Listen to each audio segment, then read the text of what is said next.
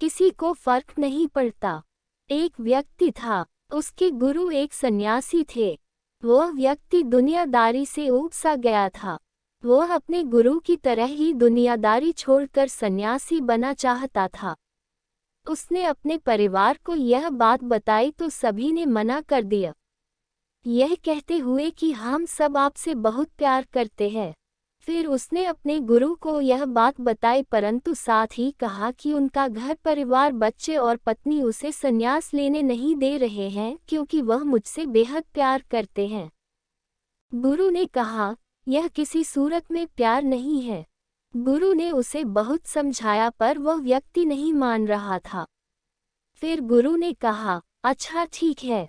गुरुजी उस व्यक्ति को मठ में ले गए। इसके बाद गुरु ने उसे योग विद्या सिखाई जिससे वह अपनी सांसें रोककर मुर्दे जैसी अवस्था में घंटों तक रह सकता था। यह सब सिखाने के बाद गुरु ने उसे एक योजना बताई और उसे घर भेज दिया। दूसरे दिन वह व्यक्ति अपने घर पर मुर्दा पाया गया। परिवार के सारे लोग इकट्ठे हो गए। सभी रो रहे थे, विलाप कर रहे थे। वही उसकी पत्नी सबसे ज्यादा दुखी हो रही थी।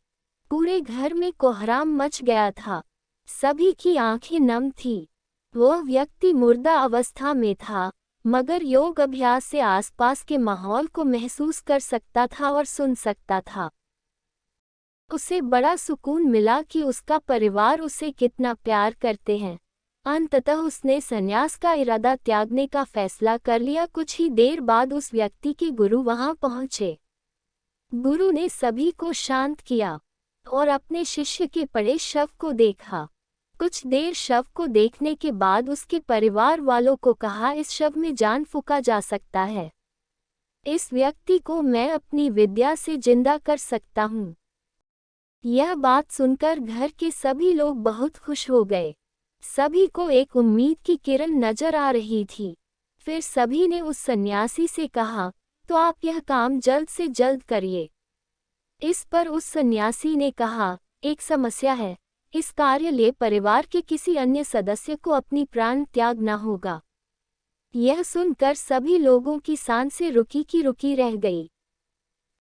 सभी ने एक दूसरे को देखा। सन्यासी ने परिवार के सभी सदस्यों से एक एक कर पूछा पर किसी ने भी हाँ नहीं कहा। सभी ने अपनी जान की जरूरत बताई और अपनी जिम्मेदारी भी। सन्यासी ने फिर उस व्यक्ति के पत्नी से कहा, अगर यह नहीं रहे तो तुम कैसे जियोगी? उसकी पत्नी ने तुरंत जवाब दिया, मैं इनके बगैर भी जी लूंगी। गुरु ने उस व्यक्ति के बच्चों से भी यही सवाल किया। उनका भी जवाब न ही थी। फिर यही सवाल उस व्यक्ति के माता पिता से किया। उनका भी जवाब एक ही था। इसके बाद गुरु उस व्यक्ति के शव के पास आए और बोले, हे व्यक्ति, तुम उठ खड़े हो जाओ। वह व्यक्ति उठकर बैठ गया। फिर उसके गुरु वहां से जाने लगे।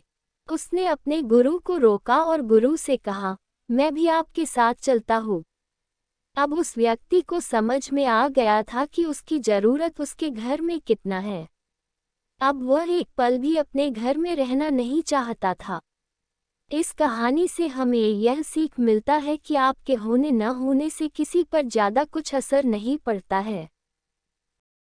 धन्यवाद। प्लीज लाइक और subscribe my channel KLD Hindi story.